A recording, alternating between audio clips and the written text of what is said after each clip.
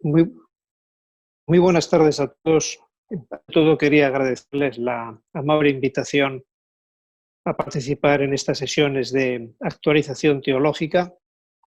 Es para mí un gusto poder dialogar con ustedes esta tarde, intercambiar pareceres. Tratándose de la última sesión, yo me voy a limitar a transmitirles a ustedes una idea, solamente una idea, porque ustedes ya han oído muchas y muy interesantes durante estos días. Solo que para llegar a esa idea tendremos que hacer un pequeño recorrido que creo que en parte será sintético o al menos retomará algunas de las cuestiones que durante las sesiones precedentes se han ido considerando. Me hago cargo que la situación de los países de ustedes es delicada por el problema de la pandemia. Aquí en Europa estamos saliendo, por lo menos en Italia, de la situación de emergencia en la que nos encontrábamos. Gracias a Dios se supera también esta situación que provoca sufrimiento, defunciones, pero también es un momento que nos depara la divina providencia para pensar, para reflexionar una vez más sobre el sentido de nuestra vida. Me van a disculpar si yo empiezo esta sesión justificando a lo que me dedico. Quizás alguno de ustedes ya me ha oído la ejemplificación, la imagen que voy a utilizar, y pido disculpas porque evidentemente reiterarme siempre es un poco aburrido.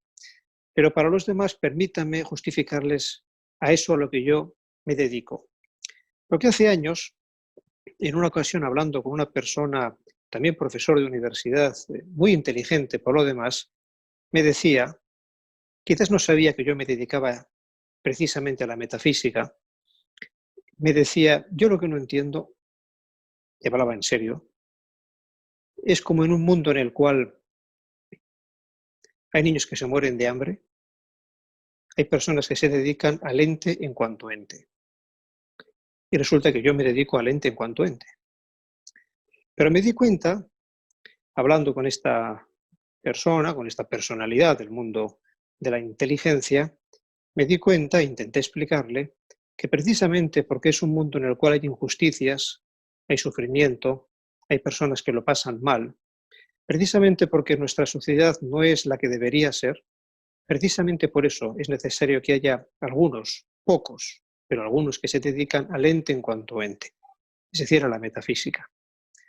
Y es que para entender lo que significa eso del ente en cuanto ente, no creer que estamos hablando de un tema abstracto, lejano a nuestra existencia, para entender lo que significa el ente en cuanto ente, voy a utilizar una imagen. Y la imagen es la imagen del día de los regalos de Navidad. Varía según los países, pero es bastante normal que el día de Navidad sea el día en el cual los niños reciben los regalos de Navidad. Es un día que se caracteriza porque por la mañana temprano hay un gran silencio. La ciudad está como dormida. En muchos casos, si es el día de Navidad, la gente ha acudido a la misa por la noche, se han acostado tarde, es un día festivo, silencio. Y en las casas, de repente, como por arte de magia, los niños se despiertan todos al unísono y con una notable algarabía se acercan para ver qué hay debajo del árbol de Navidad y descubren los paquetes. El ruido que arman hace despertarse a los adultos que también acuden para contemplar la escena. Y ven a los niños que con mucha excitación empiezan a abrir los paquetes, rompiendo el papel. Y entonces aparece, para mantenernos en regalos así tradicionales, entonces aparece una bicicleta, una muñeca y una pelota. Y los niños, lógicamente, se concentran inmediatamente en la bicicleta en cuanto bicicleta, la muñeca en cuanto muñeca y la pelota en cuanto pelota. ¿Qué bicicleta es? ¿Es una bicicleta de carreras para carreteras asfaltadas? ¿Es una bicicleta de montaña? La muñeca es una muñeca que habla, es una muñeca a la que se le cambian los vestidos. La pelota es un balón para fútbol, es un balón para básquetbol, es una pelota de béisbol. ¿Qué pelota es? Entonces se llega al metafísico. Y el metafísico lo que les dice a los niños es: niños, detengámonos un momento, demos un paso atrás. Y en lugar de considerar la bicicleta en cuanto bicicleta, la muñeca en cuanto muñeca y la pelota en cuanto pelota, vamos a considerarlas en cuanto ente. Los niños abren los ojos. ¿Qué significa considerar la bicicleta, la pelota y la muñeca en cuanto entes? Y el metafísico le responde, pues miren ustedes, significan tres cosas. La primera es que las cosas son lo que son. Oiga, ¿yo puedo ir con la bicicleta de carretera asfaltada por caminos de montaña? Por favor. Ahora, a los 2 o 3 minutos se le va a romper. Oiga, ¿yo puedo jugar con una pelota de fútbol al béisbol? Por favor. Ahora va a ser el partido de béisbol más aburrido del mundo, más absurdo del mundo. Primera cosa, las cosas son lo que son. La segunda observación que hace el metafísico es todavía más importante, porque lo que dice es, lo más importante de la bicicleta, de la muñeca y de la pelota, no es cuánto han costado, no es la calidad que poseen, no es, por decirlo así, el material por el que están hechos. Lo más importante es que son regalos. Y si son regalos significa que alguien te lo ha regalado. Alguien que te está diciendo con ese regalo que piensa en ti, que te quiere. Alguien que te está diciendo con ese regalo que siempre va a estar ahí. Pase lo que pase, va a estar ahí. Nunca te va a fallar. Y eso es mucho más importante que el precio de la bicicleta o que la calidad de la muñeca. Es lo que te está manifestando el regalo.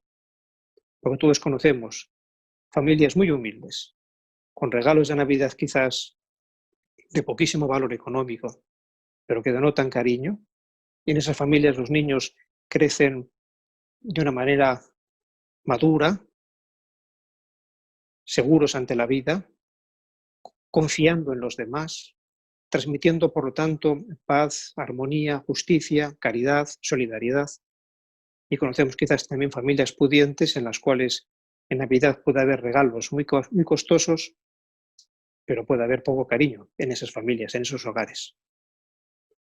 Las cosas son lo que son. Lo más importante es que son regalos. Y la tercera es que si la verdad última de las cosas es que son un don dado por alguien que nos ama, entonces quizás el sentido de nuestra existencia estriba en darnos a los demás, estriba en amar a los demás, en estar en sintonía con ese que nos ha amado tanto hasta el punto de darnos estos regalos, y luego ya en una perspectiva cristiana, hasta el punto de encarnarse, por ir por nosotros en una cruz y resucitar. La metafísica pasa con mucha naturalidad a la fe, con mucha naturalidad a la fe, porque estos tres temas de la metafísica, las cosas son lo que son. La verdad última del ser es que es un don. Y la realización de la existencia consiste en amar, en darse a los demás y en dejarse acoger por quien nos da el don de la vida. Estas tres verdades profundas de la metafísica conducen con mucha naturalidad hacia la fe.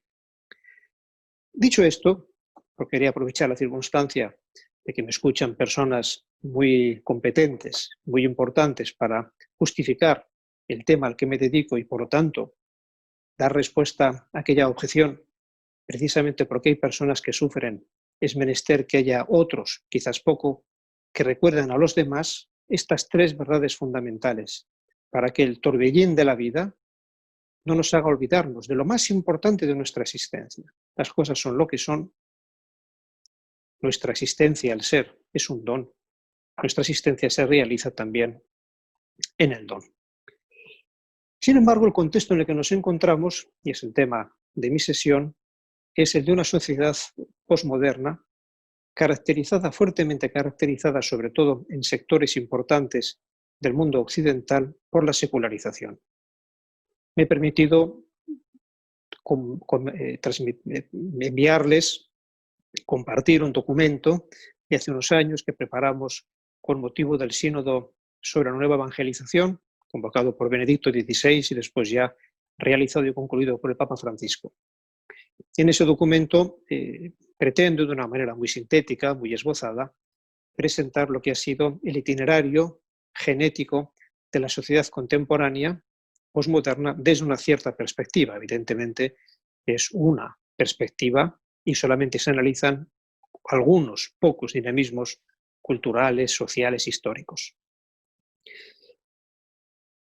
Eso me lo ahorro. Y vamos directamente al tema que nos interesa a nosotros, que es la cuestión de la evangelización. Desde este punto de vista, me parece que la sociedad contemporánea, como les decía, se caracteriza, por una parte, en ámbitos importantes de la sociedad, por la secularización. Una secularización que ha llevado a considerar que lo religioso, que antes estaba dotado de sentido, lo considerábamos todos muy importante, ha perdido relevancia. Ha perdido relevancia significa que no entendemos ya lo religioso, que nos parece que son cuestiones como de otra época, que correspondían a una mentalidad obsoleta. La secularización, la irrelevancia de lo religioso. Estrechamente unido a este fenómeno de la secularización, asistimos también a una crisis de eso que yo quisiera denominar la inteligencia sapiencial. Las ciencias, como decía ya Aristóteles, son conocimientos sectoriales de lo físico, de lo químico, de lo psicológico, de lo sociológico, de lo geográfico, de lo astronómico. La sabiduría, por el contrario, es una visión de conjunto, es una visión de mayor perspectiva. No llega a los detalles de la ciencia, ciertamente, pero nos permite ver la existencia, vernos a nosotros mismos, ver al mundo en el que nos encontramos desde una perspectiva que lo engloba, desde una perspectiva que lo considera en cuanto tal. La existencia no como existencia profesional, no como existencia política, no como existencia laboral, sino como existencia. Y por tanto orientarnos no solamente en el ámbito de lo jurídico, en el ámbito de lo económico, en el ámbito de lo deportivo, sino en el ámbito de la existencia en cuanto a existencia. Eso es lo sapiencial. Sin embargo, hoy en día estamos en una cultura, por toda una serie de vicisitudes que ahora no puedo ni siquiera aludir, esta inteligencia sapiencial ha entrado en crisis. Muchas veces confundida como una ideología, con una ideología, y por lo tanto rechazada como si fuese una ideología, cuando precisamente la sapiencialidad es lo contrario de una ideología, lo más opuesto a una ideología. Porque la ideología es siempre una visión unilateral de un aspecto, pero que es considerado como absoluto. Una visión unilateral absolutizada. Eso es típico de la ideología. Y sin embargo, lo sapiencial pretende ponerse más arriba, más allá de las unilateralidades. Tener una visión de conjunto que nos permita orientarnos. Bueno, pues esta inteligencia, este modo de acercarse a la realidad hoy en día está en crisis. Se desarrolla mucho la ciencia, se desarrolla mucho la técnica, en cambio la sabiduría, lo sapiencial, está en crisis. Y eso ha llevado, sería como el tercer elemento que quisiera destacar, a lo que un pensador que falleció relativamente hace poco tiempo, hace un par de años, Bauman, denominaba sociedad líquida. Es decir, una cultura en la cual todo es fluido. El Papa a veces dice gaseoso. Todo está en constante movimiento. No hay ningún lugar en el que uno pueda decir tierra firme. Aquí me asiento. Desde aquí puedo construir. Y eso significa que la sociedad sea líquida, que no haya puntos firmes, significa que ha empezado a desdibujarse el concepto de identidad. ¿Poseemos nosotros, los seres humanos, una identidad en cuanto tales? Permítanme decirlo de esta manera un poco a la metafísica, una identidad de suyo. El hombre y la mujer, el varón y la mujer, ¿poseen una identidad de suyo propia? Las acciones nuestras poseen una identidad de suyo. Las instituciones, la familia, poseen una identidad de suyo. O por lo contrario, todo es relativo al contexto y eso significa, en definitiva, a la voluntad personal. porque el contexto antes o después acaba dependiendo de la voluntad. Es relativo a la voluntad. Quien da sentido a las acciones es la voluntad, quien da sentido a las instituciones es la voluntad, personal o consensuada políticamente. Bauman decía, estamos en una sociedad líquida donde se ha desdibujado, se ha tornado desvaído el concepto de identidad.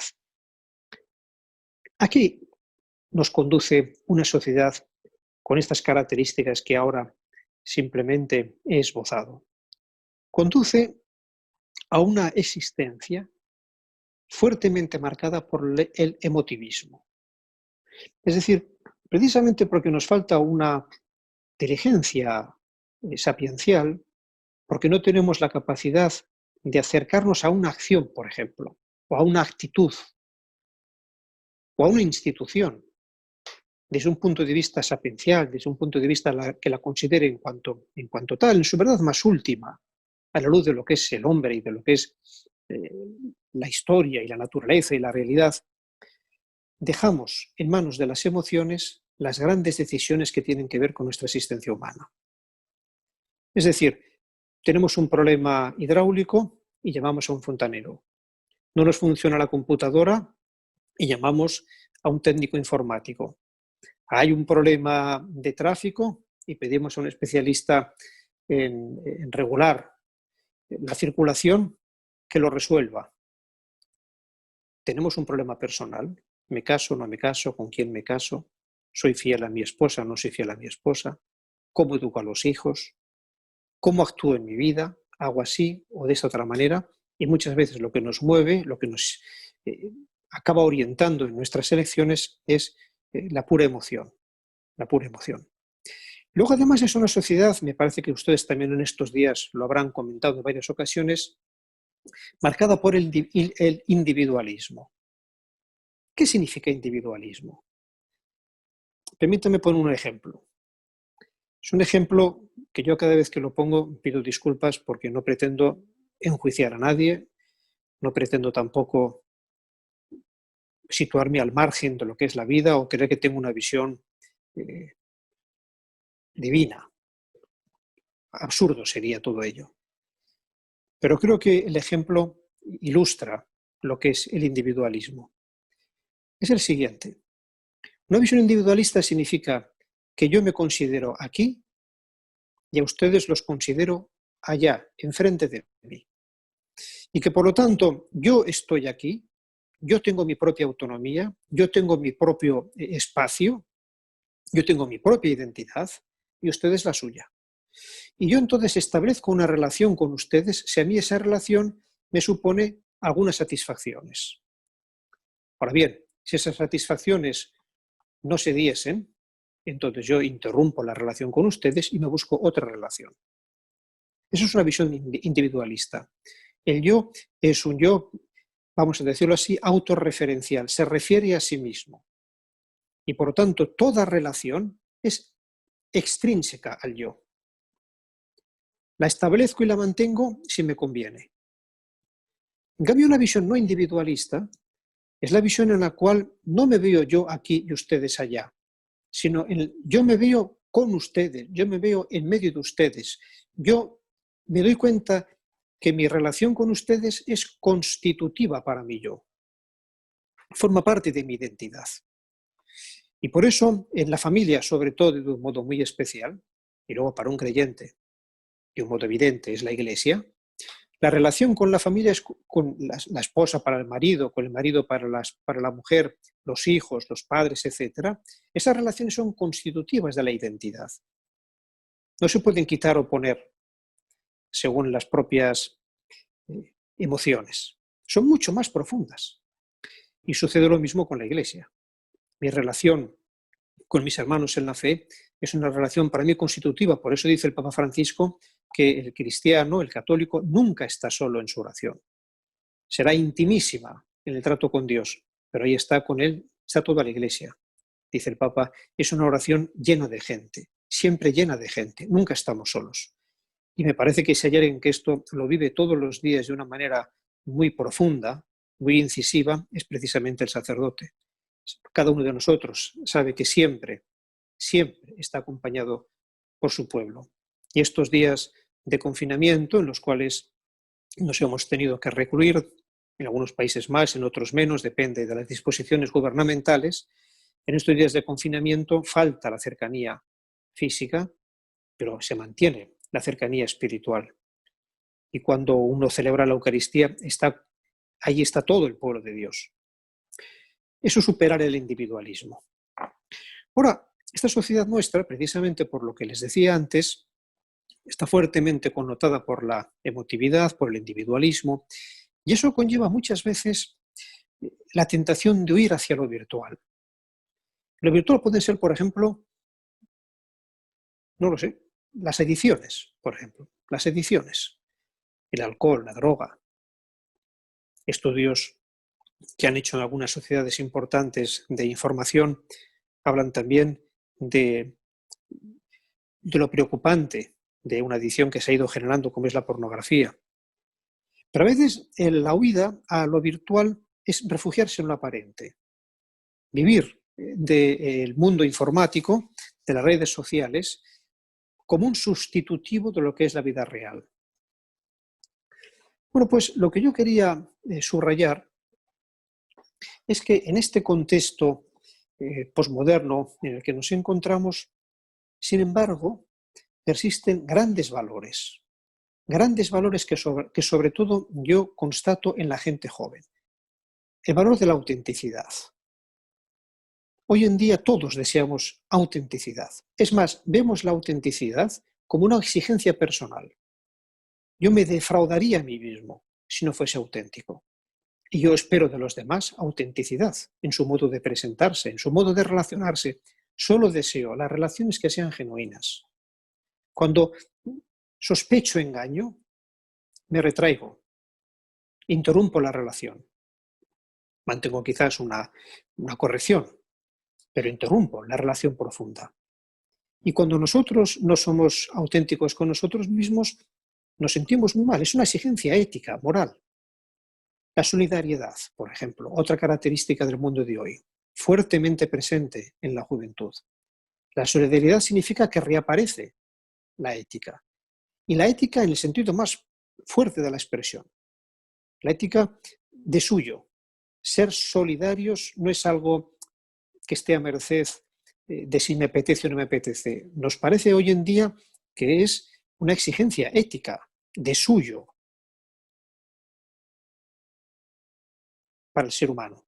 O la ecología, otro ámbito en el cual reaparece el tema de la ética. Y de nuevo, de la ética objetiva, no relativa. No, la ecología es para el que quiera. No, usted no, la ecología es para todos. La ecología se me presenta como una exigencia de suyo, es decir, como una exigencia en la cual lo que está en juego es mi dignidad como ser humano. Si yo no soy solidario, si yo no soy auténtico, si yo no respeto la tierra, la ecología, entonces no estoy siendo coherente con mi dignidad, me estoy defraudando a mí mismo, me estoy enajenando, me estoy perdiendo como ser humano. Pero luego hay otra característica, otro valor de la posmodernidad, presente en la posmodernidad, no es que sea exclusivo de la posmodernidad, evidentemente, pero está fuertemente presente en el contexto de hoy, insisto, sobre todo en la gente joven, que es el requerimiento de sentido.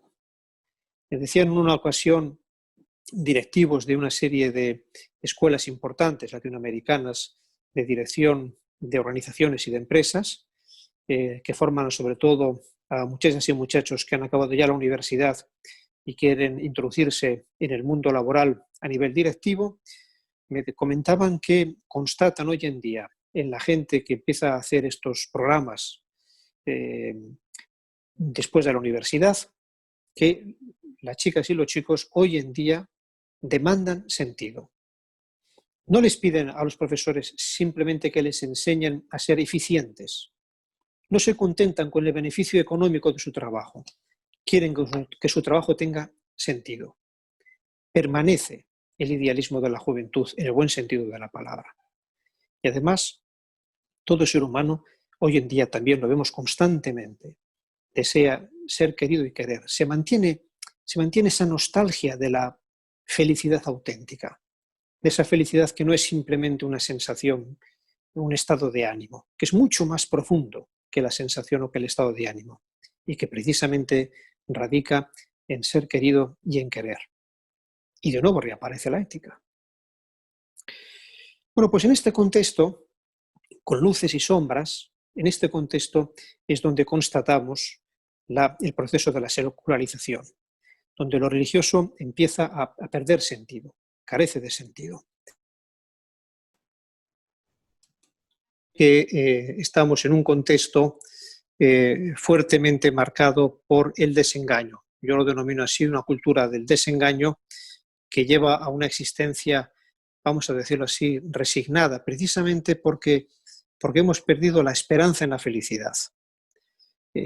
Kierkegaard, en un texto sumamente interesante, describía ya la sociedad de su época, hace más de 2 siglos, como una sociedad caracterizada por la desesperanza, una resignación que está causada precisamente por el alejamiento de Dios. Y Shakespeare, siglos antes, describiendo esta tesitura en la que nosotros hoy en día nos encontramos, decía: la vida sin sentido, en este contexto de carencia de sentido, decía: la vida es un cuento contado por un idiota, lleno de ruido y de furia, pero que no tiene ningún sentido. Bueno, pues en este contexto es donde hoy en día a nosotros nos toca evangelizar, mostrar, anunciar el sentido que tiene la fe, el sentido que tiene el encuentro con Dios en Cristo. Es decir, que la fe es relevante, que la fe es verdadera, que la fe salva. Y a mí me parece que, y esta es la idea que yo a ustedes quería transmitirles fundamentalmente en esta tarde, a mí me parece que lo más importante es el sentido. Esa es mi idea. Creo que hoy en día la evangelización, precisamente porque nos encontramos en las culturas, sobre todo, como digo, europeas y quizás en parte de Estados Unidos y Canadá y algún otro lugar del mundo, son sociedades en donde se ha ido eclipsando el sentido de lo religioso. Hoy en día la evangelización tiene que anunciar ese sentido. Ese sentido no lo podemos dar por descontado. Por eso, en la evangelización, en los casos en los cuales todavía ese sentido de algún modo permanece, quizás latente, quizás en lo más profundo de la persona, ese sentido hay que despertarlo. Y me parece que, como dice el Papa Francisco, uno de los grandes modos de despertar ese sentido es la piedad popular. Porque la piedad popular lleva a las personas a su infancia, lleva a las personas a un momento en el cual cada uno de nosotros es consciente de que percibió y empezó a vivir y a experimentar valores muy profundos. Me parece que a la inocencia de la infancia permite a la persona reconocer con mucha profundidad la autenticidad de algunos valores. Y por eso fomentar la piedad popular significa, de algún modo, apelarse al rescoldo de religiosidad y de valores que queda todavía en la persona, a pesar de tantos estratos superpuestos que la vida ha ido poniendo uno encima de otro. Apelarse a la piedad popular me parece que es uno de los grandes modos hoy en día de fomentar la evangelización, de volver otra vez a presentar el sentido que tiene la fe, el sentido que tiene nuestra fe. En todo caso, cuando todavía se mantienen esos rescoldos de religiosidad, la piedad popular los puede, como digo, volver a despertar, o bien no, se han perdido. Hay sociedades en Europa en las cuales esos rescoldos ya no están presentes. En todo caso, me parece que, como el Papa repite constantemente o con mucha frecuencia, lo prioritario es el anuncio, el querigma, el anuncio del encuentro con Cristo Salvador.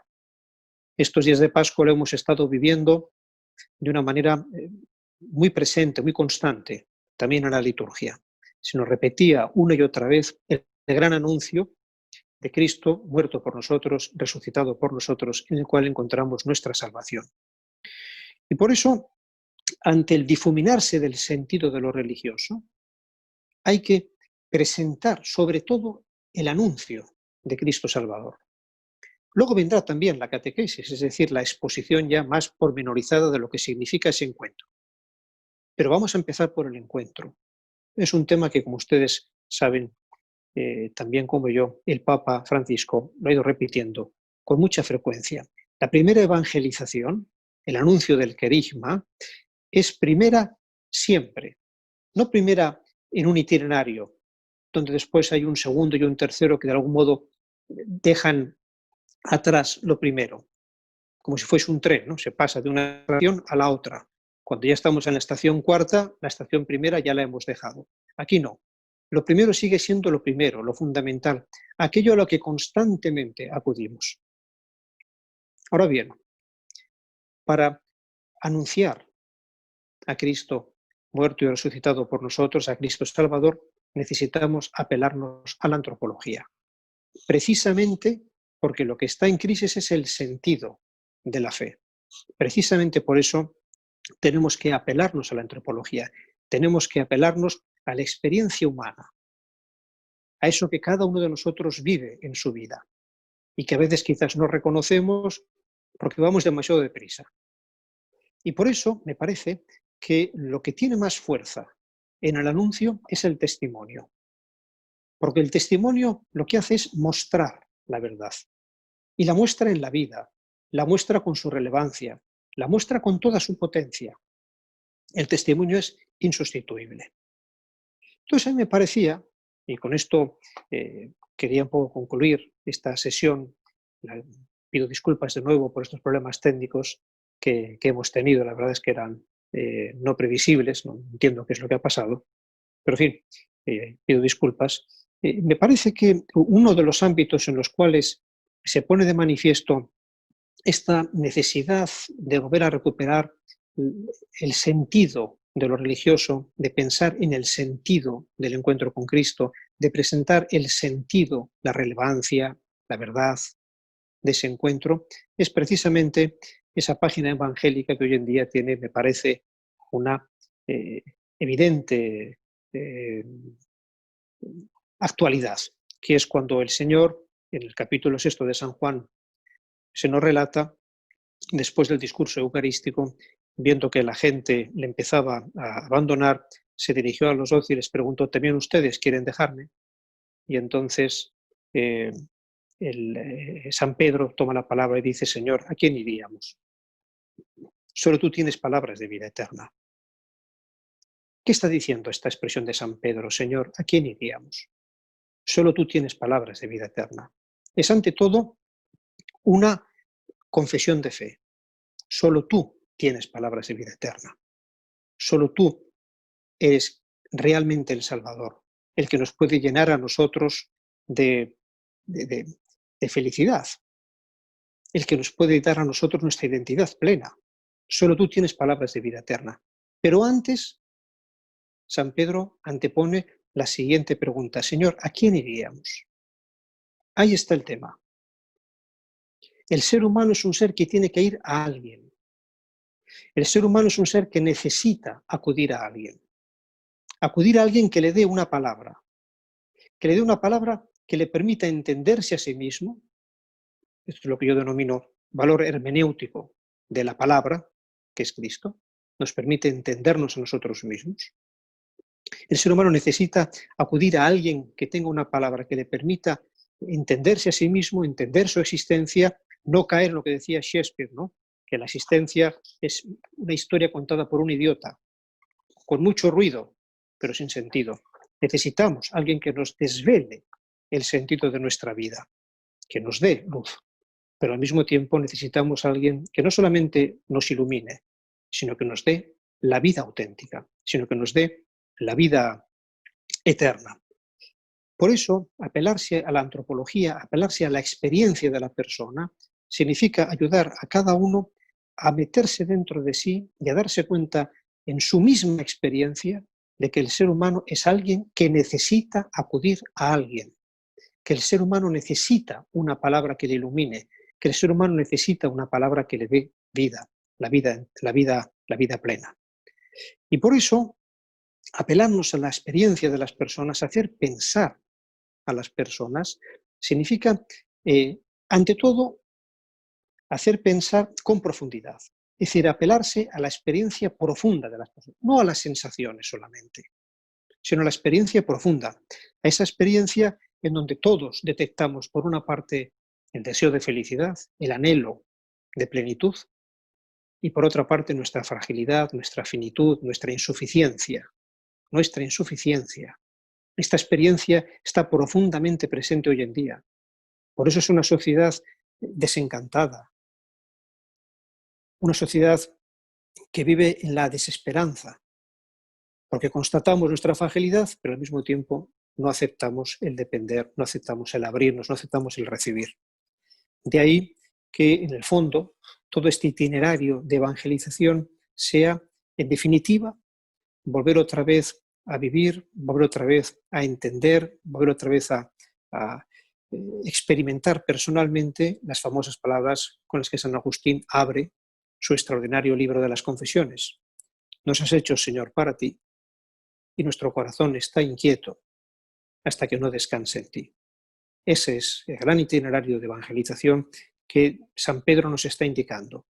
Señor, ¿a quién iríamos? Es el corazón inquieto, es la experiencia profundamente humana del corazón inquieto, de ese corazón que solamente va a encontrar paz, descanso, en la medida en que nos abramos a Él, en la medida en que estemos por Él. Y yo quisiera concluir diciendo que si alguien me preguntase, ¿no habría un texto en el cual uno pudiese de algún modo pues, encontrar ideas, sugerencias, pistas para esta reflexión de evangelización en cuanto a anuncio del sentido del encuentro con Cristo? Yo les diría, a mí me parece que uno de los textos más elocuentes, más interesantes, recientes, para este desafío es la encíclica de Benedicto XVI, Spe Salvi. Me parece que es una gran encíclica precisamente en este tema, en el tema del análisis de un contexto como el nuestro y de cómo precisamente la fe nos abre a la esperanza, nos abre a la respuesta a la que le di a San Pedro. Señor, ¿a quién iríamos? Solo tú tienes palabras de vida eterna. Yo les agradezco mucho la amable atención, pido de nuevo disculpas y si ustedes ahora tienen alguna pregunta o algún comentario, con mucho gusto lo podemos compartir. Muchas gracias por su conferencia. Yo quería hacerle una pregunta doble, ¿no? En el sentido que usted manifestaba de que es una cultura como cansada del cristianismo. Me he encontrado con personas que tienen como un anhelo de una espiritualidad y religión. O sea, muchas personas como que ya se han cansado de la fe o sobre todo de la religión, de la institución como tal, como la iglesia, y buscan una espiritualidad sin religión. Y con frecuencia miran al budismo. O sea, miran al budismo tiene como un charm, como un gancho.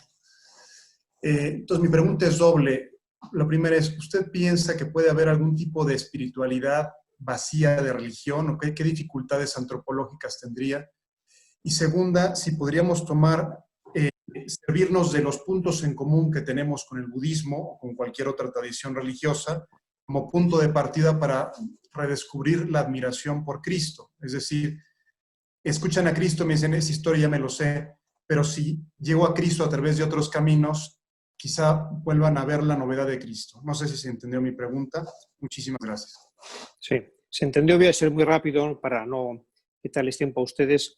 En mi opinión, efectivamente, eso se constata en muchas sociedades. La ausencia de religión ha llevado en un primer momento a una actitud muy materialista.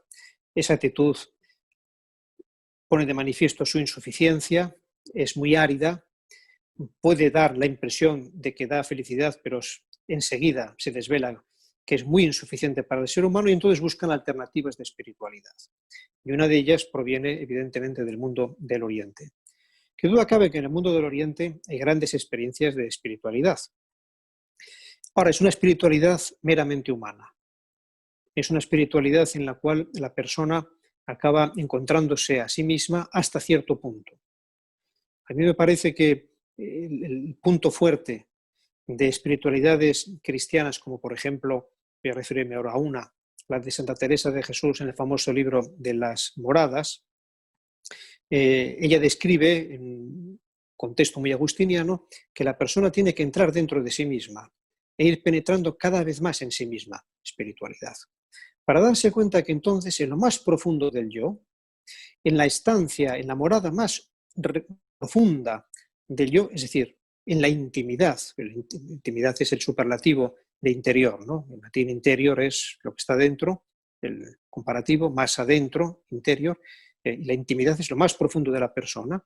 La morada íntima, la última instancia del ser humano no está vacía. Y por eso mi intimidad no consiste en decir yo, ni mi intimidad consiste en reconocer un ser anónimo. Mi intimidad consiste en decir Padre. Y decimos Padre con Cristo.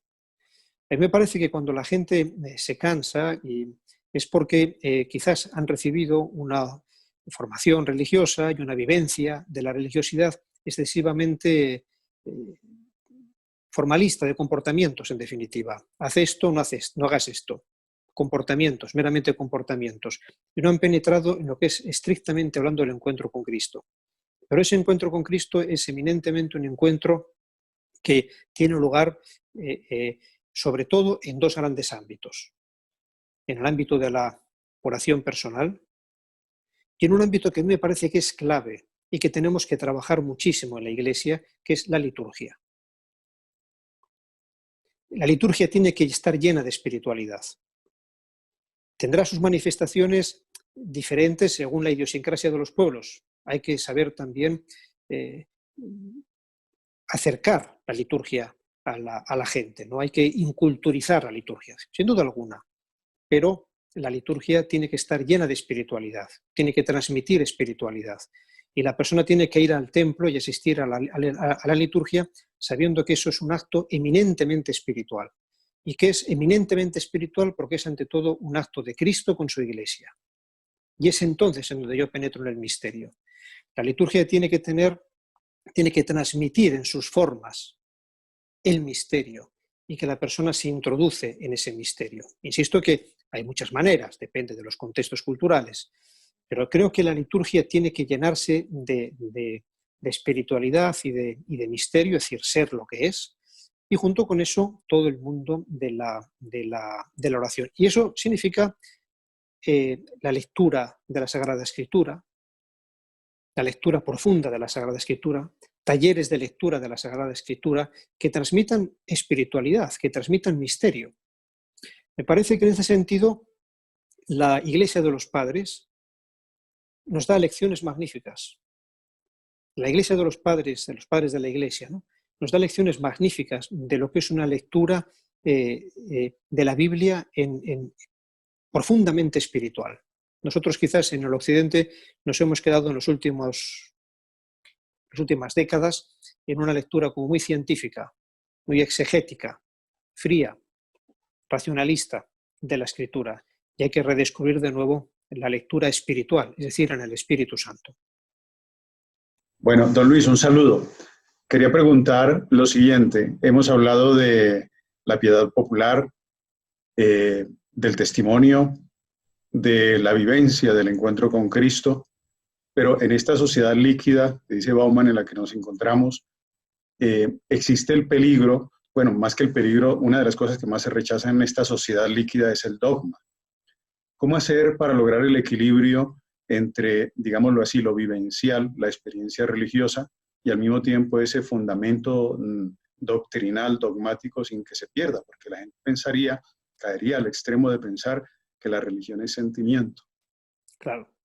Sí, por eso me parece que es muy significativa esta página del Evangelio que he recordado cuando San Pedro dice: Señor, ¿a quién iríamos? Solo tú tienes palabras de vida eterna, porque luego sigue diciendo: y nosotros sabemos y creemos que tú eres el Hijo de Dios. Ahora no recuerdo de memoria las palabras, pero esa es un poco la idea. San Pedro concluye esta expresión suya, esta confesión de fe, explicitando la fe en Cristo. A mí me parece que el dogma está intrínsecamente presente en esa vivencia religiosa, precisamente porque lo que nos hace el dogma es orientarnos en nuestro espíritu, es decir, hacernos conscientes de ante quién estamos, de con quién estamos hablando. Y por eso me parece a mí que uno de los grandes motivos que se ve en la historia de los primeros siglos de la Iglesia, concretamente para defender la divinidad del Espíritu Santo, ustedes recordarán páginas extraordinarias de San Basilio, páginas extraordinarias de San Gregorio de Nisa, en las cuales se defiende de la divinidad del Espíritu Santo precisamente porque estamos defendiendo también nuestra espiritualidad, precisamente porque es el Espíritu Santo el que nos introduce en el misterio de Dios. Y si el Espíritu Santo no fuese Dios, no estuviese en la intimidad de Dios como Dios, entonces esa introducción sería ficticia o por lo menos insuficiente. De tal modo que, de nuevo, en la Iglesia de los Padres era muy clara la extraordinaria conexión que hay entre el dogma y la experiencia espiritual, la vivencia cristiana. Y aquí de nuevo lo mismo. A mí me parece que hoy en día nosotros necesitamos, por lo que decía antes, la importancia del sentido, saber presentar también el dogma de nuestra fe con toda su relevancia existencial, que no significa sentimentalizarlo, que no significa convertirlo en mero sentido, significa reconocer el dogma como lo que es la expresión de nuestra fe, la expresión de nuestro encuentro con Dios. Si Cristo no es Dios, si Cristo no ha resucitado, dice San Pablo, vana es nuestra fe. Si Cristo no es el Hijo de Dios, ¿cómo va a tener palabras de vida eterna? Entonces me parece que estamos en un contexto en donde yo creo que los padres de la Iglesia siguen teniendo una vigencia extraordinaria, y me parece que hoy en día lo que necesita la Iglesia es volver otra vez, nunca se ha perdido ciertamente, ¿no? Pero quizás volver con más conciencia a ese modo de presentar la fe que es profundamente personal, porque es profundamente dogmático. El dogma está en la base de toda nuestra existencia y al mismo tiempo profundamente existencial. O dicho con otras palabras, una presentación del dogma en donde no se manifieste su relevancia existencial es una presentación no suficiente, me atrevería a decir incluso un poco superficial del dogma. Y viceversa, una presentación de la vida cristiana que no se fundamente, que no se sostenga en el dogma, sería una vida cristiana muy superficial. Una pregunta cortita, dura. Simplemente he visto que hay autores, Antonio Malo, por ejemplo, que prefieren hablar de tardomodernidad más bien que de posmodernidad. Porque la modernidad en realidad no se habría terminado y habría que ir como al principio, ¿no? Y otra cosa es que en Uruguay ese proceso de secularización ha sido muy intenso, la ignorancia, sobre todo religiosa, es grandísima, y piedad popular hay poca. En lo cultural está muy difundido, sobre todo en la Universidad de la República y en los ambientes culturales, todavía el marxismo, la lucha de clases, en la universidad, etc. ¿Cómo enfrentar esas ideologías, bueno, ahora también el tema de la ideología de género, ¿no?, de una manera positiva? Sí, a mí me parece, es evidente que la terminología hoy en día es variada. Hay autores que prefieren hablar de tardomodernidad, otros que de posmodernidad. En fin, aquí se podría discutir sobre el tema, pero me parece que no tiene más sentido el entrar ahora en una discusión de este género. Denominemos como denominemos a la sociedad contemporánea, se constata hoy en día una herencia de la modernidad, pero al mismo tiempo un clima que no es típicamente moderno. Ha pasado algo en esa modernidad. Ahora, volvamos al tema de la ideología. En mi opinión, una ideología es una visión unilateral absolutizada. El marxismo ha reconocido elementos importantes del ser humano y de la sociedad y los ha reivindicado. El problema del marxismo, como de cualquier ideología, es que esos elementos que ha reconocido los ha considerado hegemónicos, únicos, los ha absolutizado. Y entonces ha hecho al ser humano, lo ha aplastado al ser humano. Y por eso, cuando se instaura un régimen político, de carácter marxista, hay violencia.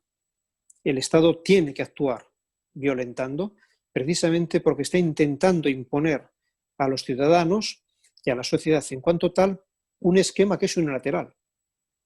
Y por lo tanto no encaja, no responde a lo que es el ser humano y lo que son las relaciones.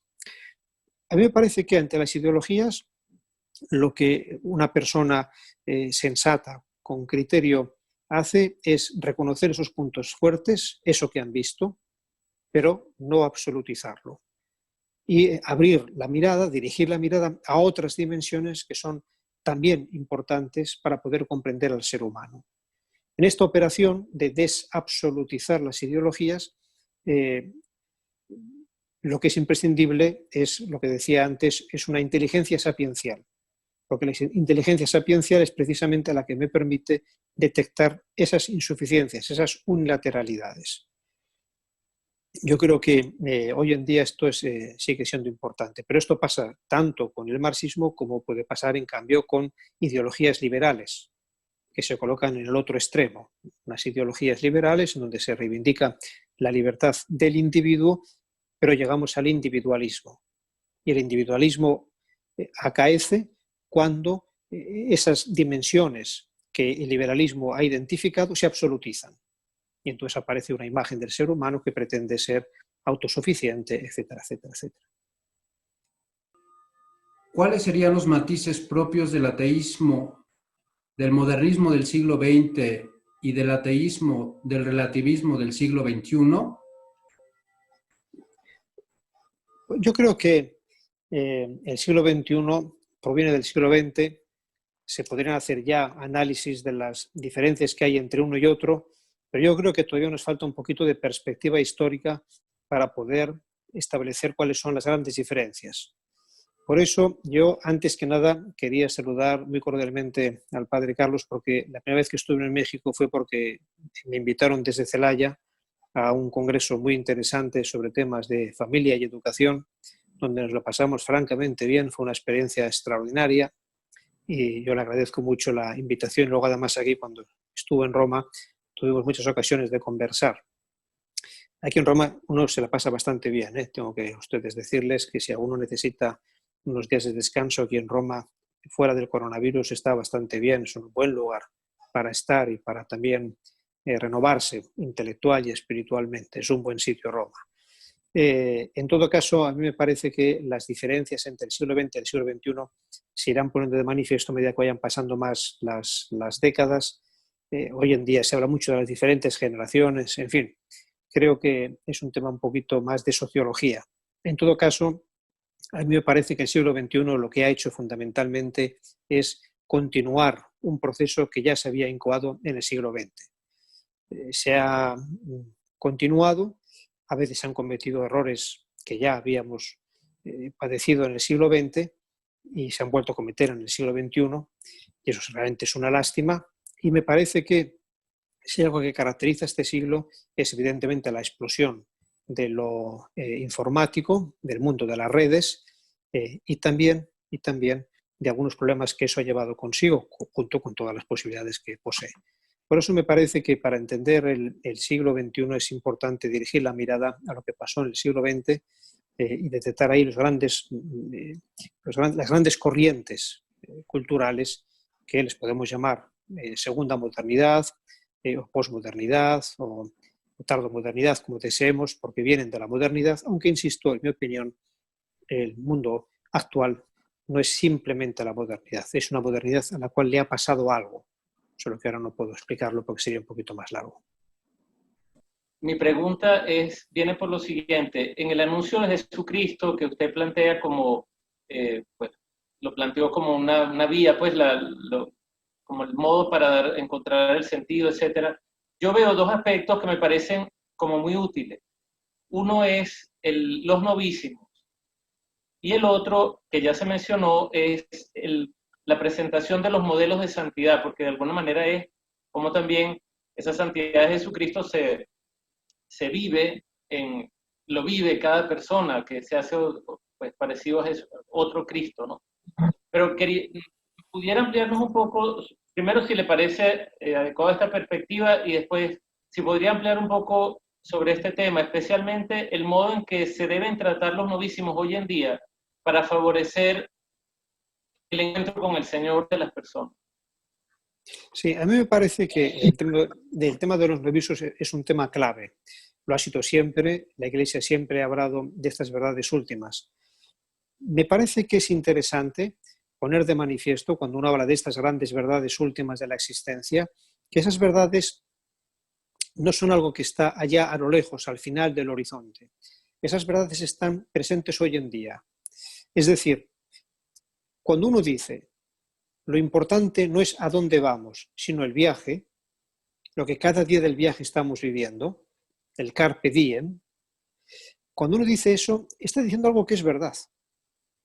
Solo que nosotros le contestamos, fíjate que el sentido de la vida no es que esté allá a lo lejos, también llegará, ciertamente, pero el sentido de la vida está en cada uno de los instantes de la existencia. Mi conexión con lo escatológico es ya hoy. Hoy estoy viviendo yo de la escatología. Hoy estoy viviendo yo de la resurrección de Cristo. Hoy estoy viviendo yo de mi encuentro con Cristo. Hoy estoy viviendo de su ascensión a los cielos y de la venida del Espíritu Santo. Por lo tanto, el sentido, lo escatológico, de algún modo está presente ya hoy en día. Se me dará plenamente al final, pero es algo que está ya operante, vivificando el contexto. Por eso, no estamos hablando de una cosa que ya llegará, sino que estamos hablando de una cosa que ya está incoada hoy en día y que ya estamos viviendo nosotros hoy en día. Es nuestra existencia cotidiana la que está llena de sentido. Vivir el valor del ordinario, de lo de cada día, y descubrirlo como lleno de sentido, eso es un gran desafío hoy en día. Pero además es muy interesante, enormemente interesante, ¿no? Como decía San José María Escriba, es el quiz divinum que tienen cada una de las circunstancias de nuestra vida. Ahí está metido lo escatológico también. Pero evidentemente eso escatológico tiene su cumplimiento definitivo en el momento del escatón, en el momento ya último, cuando todo eso ya deviene y acontece de una manera plena y definitiva. Junto con eso también se mencionaba antes el ejemplo de los santos, el testimonio. A mí me parece que el testimonio es extraordinariamente elocuente porque los intelectuales tenemos o tienen, en fin, depende ya, la tendencia a analizar. Se elige un fenómeno y se empiezan a mostrar todas sus diferentes dimensiones. Analizamos, tenemos una disección, pero la vida no es una disección. La vida es una amalgama de circunstancias, de personas, de acontecimientos, de dimensiones del sujeto, ¿no? La vida es una especie de entrelazamiento, ¿no? Todo está entrelazado en la vida, ¿no? La vida es un poco caos, la verdad, ¿no? No existe nadie que sea la persona buena, como tampoco existe quizás el malo, malo, malo. Todos somos un poco malos, ¿no? Todo está todo enmarañado. El testimonio es el que te dice, mira, en este entrelazamiento de dimensiones a veces un poco caóticas y como poco coherentes que es la vida, ahí te presento yo la luz de Cristo. Ahí te presento la esperanza en el Espíritu Santo. Ahí te presento el amor del Padre.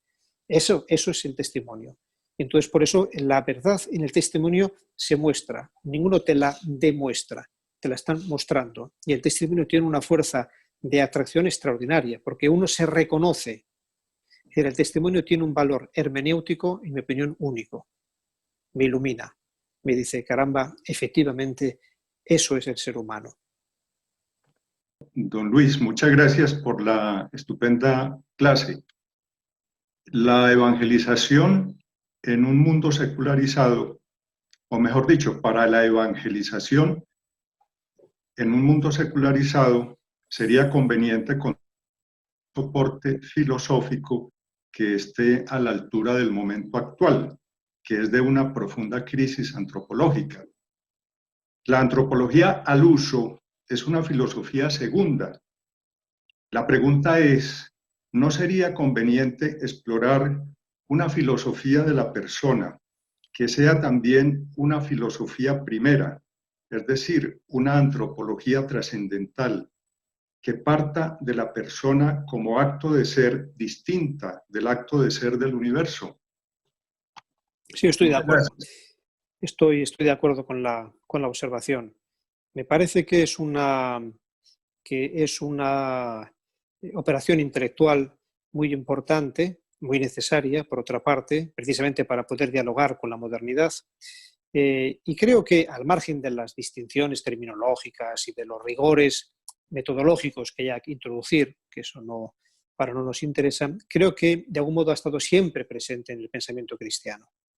Yo creo que siempre en los grandes pensadores cristianos ha habido una visión antropológica en donde el ser humano no es simplemente uno más en este mundo nuestro, porque desde siempre el cristiano se sabe amado por Dios por sí mismo, no en función de una totalidad, y ese cristiano ha reconocido siempre que cada persona, cada ser humano es un ser creado por Dios.